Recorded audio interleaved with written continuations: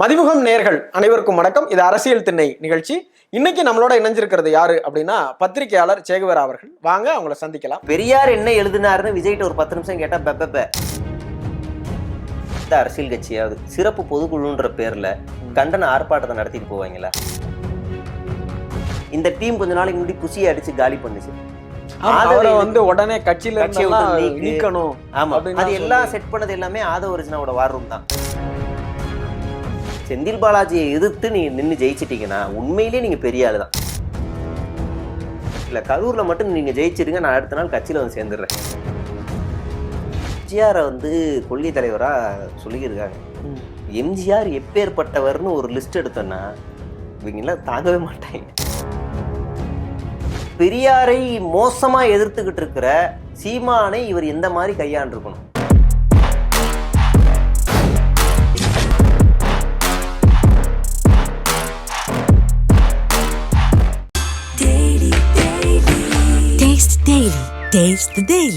டயா booster சுகரை control பண்ணும், உங்க ஆரோக்கியத்தை மீட்டு தரும். சர்க்கரையை கட்டுப்படுத்துறதுக்கான எளிமையான வழிமுறை, இயற்கையான வழிமுறை. அனைத்து மருந்து கடைகளிலும் கிடைக்கும்.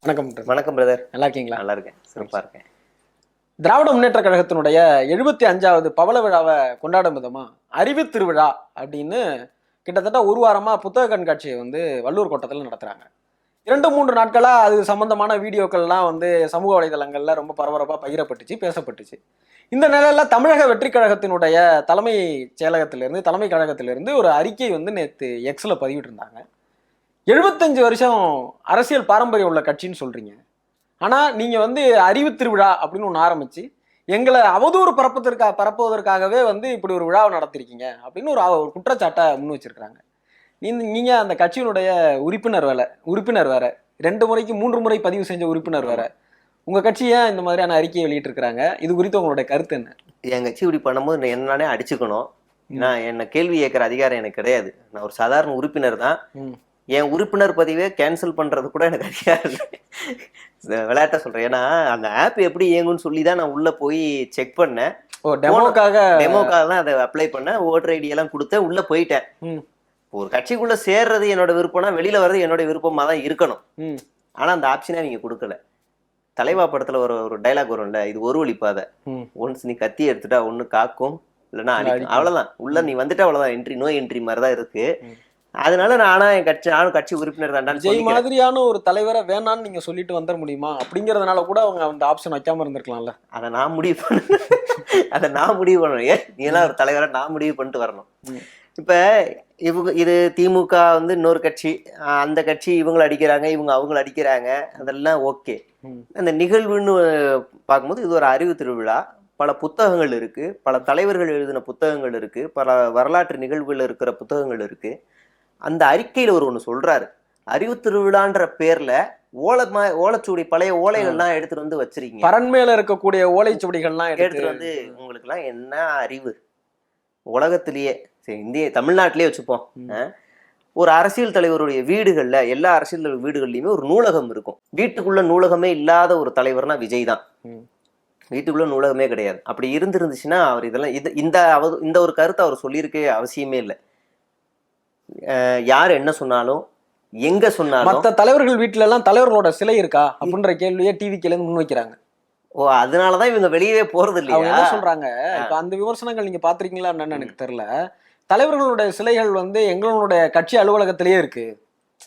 பாருங்க, பெரியாருடைய சிலை அறிவாலயத்துல இருக்கா அப்படின்னு திமுகவை எதிர்த்து இவங்க கேள்வி கேட்கறாங்க.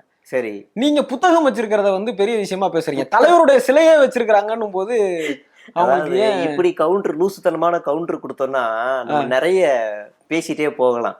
இல்ல அப்படிதான் கேக்குறாங்க அவங்க. பெரும் தலைவர்களுடைய பெயர்களை இங்க பேருந்து நிலையம், கல்லூரிகளுக்கு, மருத்துவமனைக்கு, இல்ல நூலகங்களுக்கு, இப்படி ஏரியாக்கு, தெருவுக்கு எல்லாம் வைக்கிறோம்ல. ஏன் தெரியுமா? அடுத்தடுத்து வர சந்ததியினர் இதை தெரிஞ்சுக்கணும் அப்படிங்கிறதுக்காக. அதுல திமுக, அதிமுக ரொம்பவே சிறப்பாவே இருக்கு. இங்க இருக்கிற பஸ் ஸ்டாண்டு எல்லாத்துலயுமே அவங்க கட்சி ஆளுங்களா இருந்தாலும் இது முன்னாடி இருந்த தலைவர்களுடைய பெயர்களை முதற்கொண்டு எல்லாமே, அது பாலத்துக்கு வைப்பாங்க, பெரிய சாலைக்கு வைப்பாங்க, எல்லாத்தையும் வச்சு நினைவு கூர்ந்துக்கிட்டு தான் இருக்கிறாங்க. வீட்டுக்குள்ள சிலையை வச்சுக்கிட்டு பிறந்தநாள் நினைவு நாள் வந்தா போய் மாலையை போட்டு நான் தாண்டா புரட்சியாளர்னு சொல்லக்கூடாது. சும்மா அன்னைக்கு நாள் மட்டும் நான் பாரு நான் சிலை வச்சிருக்கேன் அப்படின்னு ஒரு ஒரு ரூம் ஃபுல்லா ரேக்ல போட்டோ ஃப்ரேம் மட்டும். யாருக்காவது இன்னைக்கு நினைவு நாள் வரும்னா அந்த ஒரு கலர் பிரிண்ட் எடுத்து அந்த போட்டோ ஃப்ரேம் அதுல பிரிண்ட்டை சொருவிட்டு மாலையை போடுறது. இதுக்கு பேரு அரசியல் இல்லைல்ல. இப்படிலாம் வாதம் வைக்க கூடாது. பெரியார் என்ன எழுதினாருன்னு விஜய்கிட்ட ஒரு 10 நிமிஷம் கேட்டா பெப்ப. அம்பேத்கர் பத்தி ஒரு 2 வாரத்தை சொல்லுங்க அப்படின்னா பெப்ப. வேலுநாச்சியார் சொல்லியிருக்கீங்களே அவங்களுடைய போர் யுத்தியை பத்தி ஒரு 5 நிமிஷம் சொல்லுங்கன்னா பெப்ப. எதுவும் தெரியாது.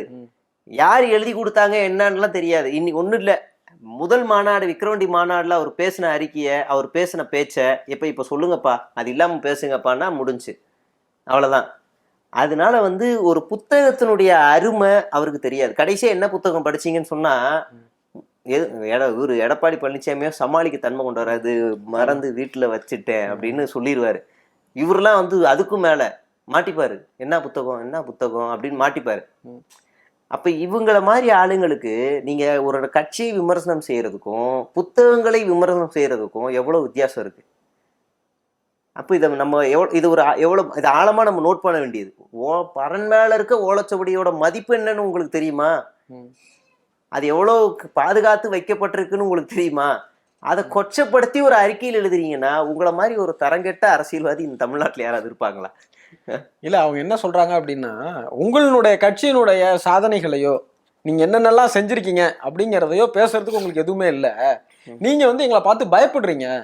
ஒரு இத்தனை நாள் விழால, இந்த கடந்த 3-4 நாள் விழால எல்லாருமே தமிழக வெற்றி கழகத்தை திட்டணும் அப்படிங்கிற ஒரு அஜெண்டால தான் நீங்க அந்த விழாவை நடத்துறீங்கன்ற மாதிரியான ஒரு நரேட்டிவா சொல்றாங்க. அது எப்படி சரி, இப்ப இவங்க திரும்ப அதே கேள்வி கேட்கறாங்க. எந்த அரசியல் கட்சியாவது சிறப்பு பொதுக்குழுன்ற பேர்ல கண்டன ஆர்ப்பாட்டத்தை நடத்திட்டு போவாங்களா? திரும்ப இதே கேள்வி கேட்டா விஜய் மூஞ்சி எடுத்துட்டு போய் எங்க வைப்பாரு? 45 நிமிஷம் பேசின ஆதவ அர்ஜுனா தான் கட்சியோட வளர்ச்சி பத்தி எத்தனை நிமிஷம் பேசினாரு? 0. சரி, பாஜகவை எதிர்த்து எத்தனை நிமிஷம் பேசினாரு? 0. சரி, இங்க ஆண்ட அதிமுகவை பத்தி ஒரு சில விமர்சனங்கள் இருக்கான்னா 0. சரி, தேர்தலுக்காக நம்மளுடைய வேலைகள் பத்தி என்ன? 0. இப்ப 45 நிமிஷம் ஆதவ அர்ஜுனா என்ன பேசினாருன்னா திமுக எதிர்ப்பு. எவனாவது சிறப்பு பொதுக்குழு கூட்டத்துல இப்படி பேசுவாரா? சரி, விஜய் வருவோம், கட்சியோட தலைவர், இவர் 2ஆம் கட்ட தலைவர், இவரெல்லாம் ஓகே. விஜய் வருவோம், விஜய் எப்படி பேசினாரா?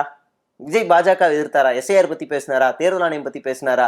அதிமுக பத்தி பேசினாரா? சரி, கட்சி வளர்ச்சி பத்தி பேசினாரா? தேர்தல் நம்மளுடைய வியூகம் என்னன்னு பேசினாரா? தொண்டர்களுக்கு உற்சாகப்படுத்தினாரா? திமுக மட்டுமே 15 நிமிஷம் வரைக்கும் பேசிட்டு போயிருக்காரு. அப்ப நீங்க பேசலாம், உங்களுக்கு எதிர இருக்க ஒரு அரசியல் கட்சி பேசக்கூடாதா? நீங்களாம் நேம் மென்ஷன் பண்ணியே பேசியிருக்காங்க, அது நேம் மென்ஷன் பண்ணாமலே பேசிட்டு போயிருக்கிறாங்க. இன்னொன்னு, அது ஓப்பன் நிகழ்ச்சி தான், நீங்களுமே வரலாம். நாம் தமிழர் கட்சியில இருக்க முக்கியமான நிர்வாகிகள்லாம் போய் போட்டோலாம் எடுத்து ட்விட்டர்ல போட்டிருக்கிறாங்க, முக்கியமான நாளுங்கெல்லாம் போட்டிருக்கிறாங்க. அப்ப அது ஓப்பன் நிகழ்ச்சி தான், யார் வேணாலும் போகலாம், யார் வேணாலும் போகலாம், என்ன வேணாலும் படிக்கலாம். உங்களுக்கு தான் அது மெயினா திறந்து வச்சதே. நீங்க தான் அறிவெல்லாம் வளர்த்துக்கிட்டு அரசியல்ல கருத்தியலா சண்டை போடணுங்கிறதுக்காக தான் அது திறந்தே வச்சது. அதுக்காக தான். ஆனா அதையவே இவங்க கேள்வி கேட்கிற அளவுக்கு ரொம்ப நிலைமை மோசமா போயிருக்குது. இல்லை, இப்போ நீங்க சொன்ன மாதிரி அந்த சிறப்பு பொதுக்குழுல கூட பேசின திரு ஆதவ் அவர்கள் இப்போ அதுலேயுமே என்னன்னா, எப்போதும் விஜய் அவர்கள் தாக்கி பேசுவார். அந்த வீடியோவை தான் தமிழக வெற்றி கழகத்தில் இருக்கக்கூடியவர்களும் திரு விஜய் அவர்களுடைய ரசிகர்களும் மீம்ஸாக போடுவாங்க, பேக்ரவுண்ட் சாங் போட்டு ரீல்ஸ்லாம் போடுவாங்க. ஆனால் இந்த முறை விஜய் அவர்களுடைய ரீல்ஸுங்கிறது ரொம்ப கம்மியாக இருந்தது. ஆனால் ஆதவ் அர்ஜுனா அவர்கள் பேசுனது ரொம்ப காட்டமான விமர்சனமாக இருந்தது. அதை எல்லாருமே ரீல்ஸ் எல்லாம் போட்டு என் தலைவன் வந்துட்டான்டான்ற லெவலுக்கு அவங்க இறங்குறாங்க. அதை எப்படி பார்க்குறீங்க நீங்கள்? அது ஆதவ் அர்ஜுனாவோட வார் ரூம் பண்ணுறது. ஆதவ் அர்ஜுனாவோட வார் ரூமை தலைமை தாங்கி இயங்குறது சோனியா அருண்குமார். ட்விட்டர்ல கேள்விப்பட்டிருக்கீங்களா அந்த ஐடியா? ரொம்ப ரொம்ப ஃபேமஸானவங்க. அப்படி இருக்காங்கன்னா நீங்க ஆச்சரியமா இருக்கு எனக்கு. ரொம்ப முக்கியமான நபர், பல கட்சிகள்ல இருந்து வந்திருக்காங்க. 4 ட்வீட் அவங்களை எதிர்த்து போட்டீங்கன்னா பிளாக் பண்ணி விட்டுருவாங்க. என்ன இப்போ வரைக்கும் பிளாக் பண்ணல. அவங்க ஒரு தனி வார் ரூம் வச்சு நடத்துறாங்க. அந்த வார் ரூம் அன்அஃபிஷியலான வார் ரூம். யாராவது விஜயோ யாரையோ எதிர்த்து பேசுனா கீழ்த்தரமா இறங்கி வேலை செய்யற எல்லா வேலையும் அவங்க செய்வாங்க. இன்னொரு வார் ரூம் இருக்கு, அது புசிக்காகவே இயங்குற வார் ரூம். புசியை யாராவது அடிச்சாங்கன்னா அந்த வார் ரூம் ஃபைட் பண்ணும். இது ரெண்டுமே அன்அஃபிஷியல் வார் ரூம். அஃபிஷியலா ஒரு வார் ரூம் இயங்கும். அது ரொம்ப நாகரிகமாவே இயங்கி தாவேக்கானாலே ரொம்ப யோக்கியமான கட்சி மாதிரியே கொண்டு வரும். இந்த 2 வார் ரூம் இருக்குல்ல, எவ்வளவு களிசடத்தனமா இறங்குமோ இறங்கி அடிக்கும். சில டைம்ல இந்த 2 வார் ரூமே அடிச்சுக்கும், ஒண்ணுக்கு ஒண்ணு அடிச்சுக்கும். அதனாலதான் விஜய டம்மி பண்ணி ஆதவ மெயினா கொண்டு போட்டது எல்லாமே. இந்த டீம் கொஞ்ச நாளைக்கு முன்னாடி புசியை அடிச்சு காலி பண்ணுச்சு. உடனே கட்சியில நீக்கணும். ஆமா, அது எல்லாம் செட் பண்ணது எல்லாமே ஆதவ அர்ஜுனாவோட வார் ரூம் தான். ஆதவ அர்ஜுனா தான் இப்ப தூண்டி இந்த விட்டது. விஜய் சொல்லக்கூடிய விர்ச்சுவல் வாரியர்ஸ்ங்கிறது யாரு? இவங்க எல்லாரும் அதாவது நடுவுல யாருமே கிடையாது. அதெல்லாம் அந்த போர்வை வந்து எல்லாருக்குமே உண்டு. விர்ச்சுவல் வாரியர்ஸ்ன்ற போர்வை எல்லாருக்குமே உண்டு. அத 3ஆ இருக்கிறாங்க. ஆனா ஓகே, 3 செப்பரேட் அணியா அவங்களுக்குள்ளாரே இருக்காங்க. 3 ஆமா. குழுக்கள் இருக்கு. ஆமா, இதெல்லாம் ட்விஸ்ட் என்னன்னா லைலமணில ஒரு 3 பேரை சேர்த்து வச்சிருக்கான். அவனுக்கு ஒரு வார் ரூம்னு 3 பேர் இயங்குறாங்க லைலமணிக்கலாம். அப்ப இந்த 3 இருக்கு. இந்த நடுவுல இருக்கவன் ரொம்ப நாகரிகமா இயங்கி தாவேக்கானாலே ஒரு டீசன்ட் பாலிடிக்ஸ், தாவேக்கானாலே பெண்களை பாதுகாக்கும் அப்படின்னு. அதே இன்னொருத்தன் இங்க பார்த்தா ஒரு பொண்ணை மாஃப் பண்ணி போடுவான். இவனும் சலிச்சவன் இல்ல. இவன் என்ன பண்ணுவான்னா ஒரு சில பொண்ணுங்களை பார்த்தா கல்யாணம் பண்ண தோணும், சில பொண்ணை லவ் பண்ண தோணும், சில பொண்ணை வெட்டி போட தோணும்னு இவன் போடுவான். 3மே இப்படிதான் இயங்கும். இந்த 3 வார் ரூமும் இப்படிதான் இயங்கும். அவங்க எல்லாருமே பேர் ரிச்சுவல் வாரியர்ஸ். டிவிக்கேனே பேர் போட்டிருப்பான். போயிட்டு லிவிங்ஸ்டன் ஆக்டரோட பொண்ணோட கமாண்ட்ல போயிட்டு உங்க அப்பா இன்னும் சாகலையான்னு கேட்பான். அந்த பொண்ணு திரும்ப செருப்பால் அடிச்ச மாதிரி கேள்வி கேட்கும். நீ எல்லாம் இன்னும் கரூர் ஸ்டாம்பீட்ல சாகலையா உன் குடும்பத்தோடன்னு கேட்கும். அடி வாங்கிட்டு திரும்ப இங்க வந்துருவான். போயிட்டு இதே ஆள் என்ன பண்ணுவான்னா ஆக்டர் சூரியோட கமாண்ட்ல போயிட்டு திண்ணையில படுத்தவனுக்கு வந்த வாழ்வை பாருன்னு கேட்பான். திரும்ப அவர் செருப்பால ஒரு கமாண்ட் போடுவார், அடிச்சு வாங்கிட்டு இங்க வந்துருவான். எல்லா இடத்துலயும் மேய்கிறது, எல்லா இடத்துலயும் அடி வாங்குறது, அசிங்கமா பேசுறது, இது எல்லாத்தையும் ஏவி இவங்களை மூர்க்கத்தனமா மாத்துனது எல்லாமே ஆதவ் டீம் தான். தன்னைத்தானே ப்ரொமோட் பண்ணிக்கணும். கட்சியில ஒரு சொல்லிக்கிற மாதிரி ஒரு பதவி வேணும். இப்ப தேர்தல் மேலாண்மை பொறுப்பாளர் சம்திங் ஏதோ ஒண்ணு. தேர்தல் முடிஞ்சதுக்கு அப்புறம் அந்த பொறுப்புக்கு என்ன வேல்யூ? இல்ல அப்படி ஒரு பொறுப்பே எனக்கு தெரிஞ்சு இல்ல. இதுல கொடுத்திருக்காங்க, இந்த கட்சிக்கு புதுசா கொடுத்திருக்காங்க. தேர்தல் முடிஞ்சதுக்கு அப்புறம் வேல்யூ என்ன வேல்யூ? ஆதவ் எந்த தொகுதியில் நின்னாலும் தோத்துருவாரு, அது வேற. ஆதவ் எந்த மூஞ்சிக்கும் தெரியாது.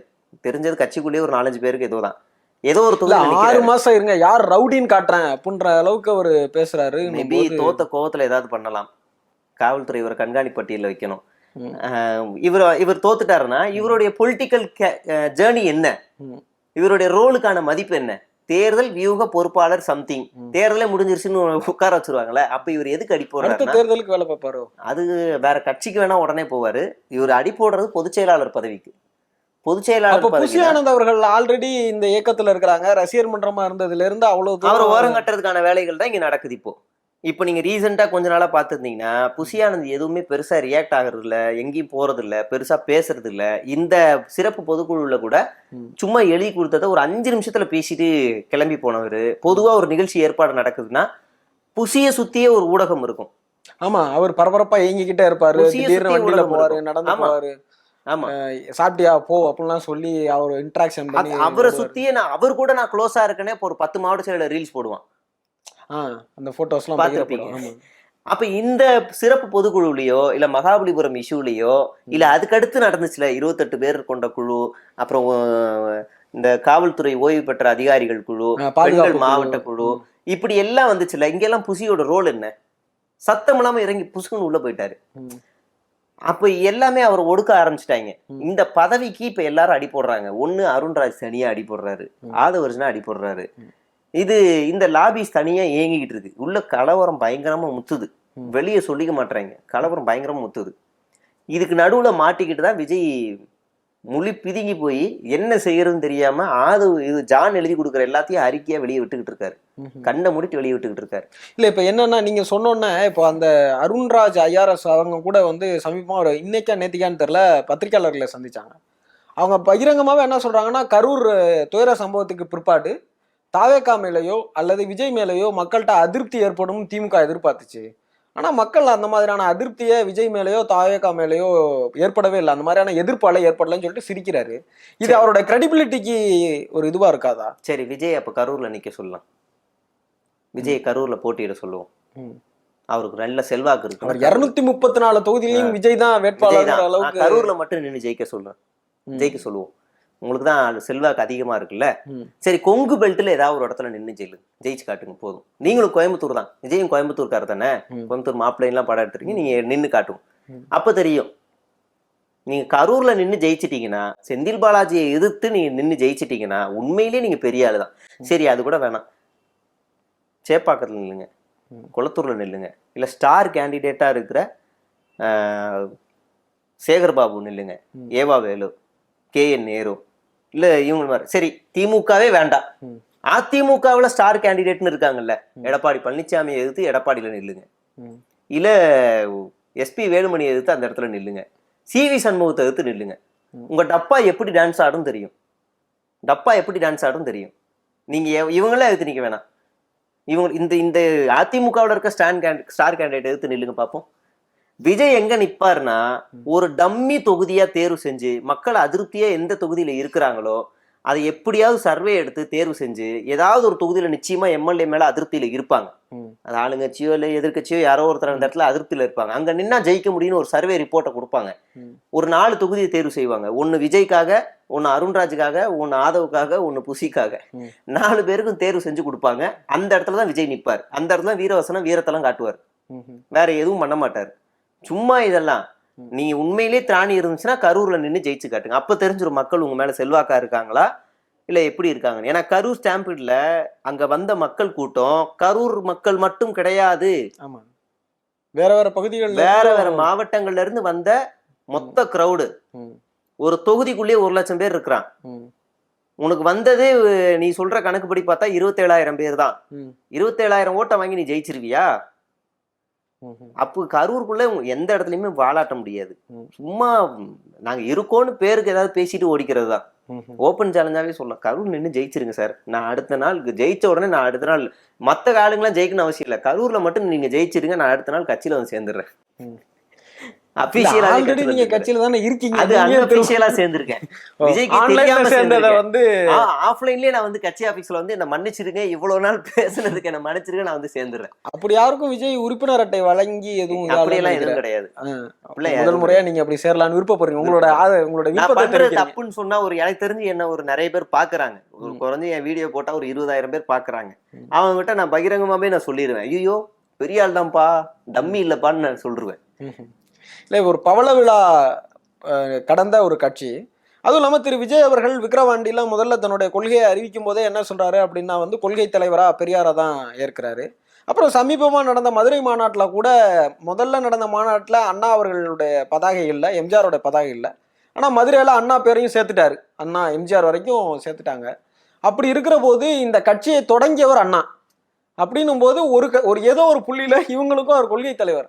ஆனால் பவள விழா பாப்பா அப்படின்னு இவங்களே வந்து அதை நக்கல் அடிக்கிறதுன்றது இருக்குல்ல, ஒரு எல்லல் துணியில் பேசுறதுன்றது இருக்குல்ல, இது விஜய்க்கு தெரியுமா, தெரியாம நடக்குதா? விஜய்க்கு தெரிஞ்சாலும் வரலாறு தெரியாது. இந்த பவள விழா பாப்பாங்கிறது ரைமிக்கு நல்லா இருக்குன்னு விஜய் ஓகே சொல்லியிருப்பாரு. வரலாறுலாம் எதுவும் தெரியாது, கட்சியில இருக்க எவனுக்கும் தெரியாது. இவங்க எம்ஜிஆரை வந்து கொள்கை தலைவரா சொல்லியிருக்காங்க. எம்ஜிஆர் எப்பேற்பட்டவர்னு ஒரு லிஸ்ட் எடுத்தோன்னா இவங்கெல்லாம் தாங்கவே மாட்டாங்க. இந்த பட்டினப்பாக்கத்துல துப்பாக்கி சூடு நடந்தது, யார் காரணம்? எம்ஜிஆர் ஆட்சியில் நடந்துச்சு, யார் காரணம்? எம்ஜிஆர் தன்னோட கட்சியில இருந்து யாரும் வெளியில போக கூடாதுன்னு எல்லாரும் பச்சை குத்துங்கன்னாரு. அசிங்கம் இல்ல, இன்னொரு கட்சிக்கு போயிட்டா என்னடா பச்சை குத்தி இருக்காரு, இப்படி மூர்க்கமானவர்.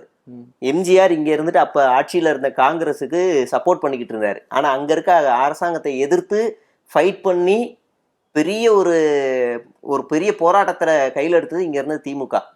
எதிர்த்து அப்ப எம்ஜிஆர் அதுக்கு ஆதரவு கொடுத்தாரு.